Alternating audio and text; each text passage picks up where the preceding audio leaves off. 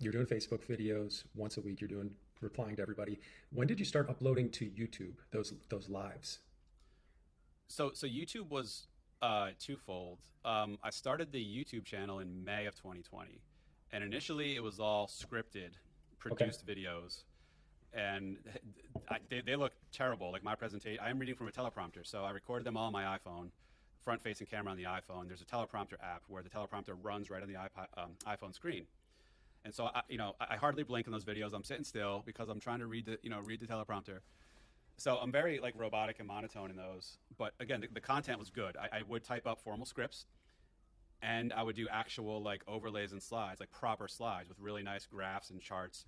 And so that took a lot of editing work, which I did all myself. I had this editing software. I basically would record me, reading the script, looking at the camera, dump that video into the software, pull in all the slides that I made, and then have to splice together all this stuff.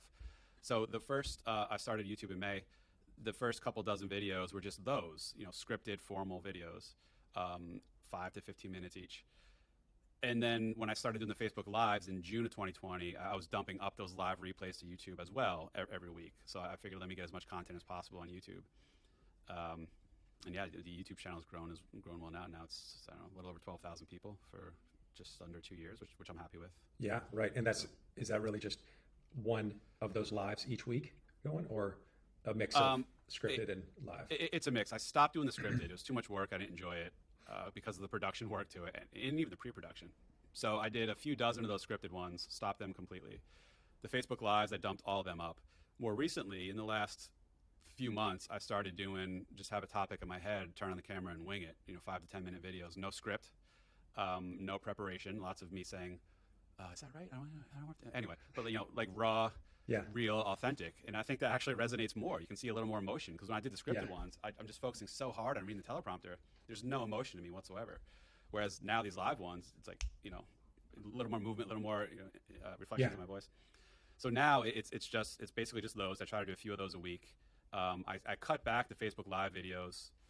I was still doing a weekly cadence up until the end of April. I'm done with that. It got to be too much of a burden because they were actually live Okay. every Wednesday night at 8. And So this April, just last month, just a few weeks ago, yeah. and because you're at pretty much capacity, or what was your, other than the burden, you just don't need to? Yeah, basically. Okay. I'd be lying if I were to say the Facebook group wasn't to get business development. I do genuinely enjoy educating, teaching, explaining, just giving away all this info. That does give me some fulfillment.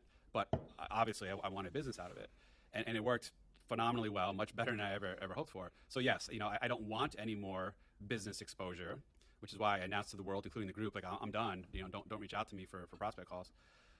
And the burden of it actually being live every Wednesday. When COVID happened and I couldn't go outside my house, my family took it quite seriously. I had nothing else to do, so why not? Now that the world's opened up and now that it's summer here in New Jersey, it's like I don't want to be sitting in my office every Wednesday night at 8 Yeah. recording these videos. Yeah. So the way I left it off with the group, I'm going to sort of do it as I feel I want to. So once or twice a month, I'll still do a live video, but it's definitely not the weekly cadence anymore. Okay.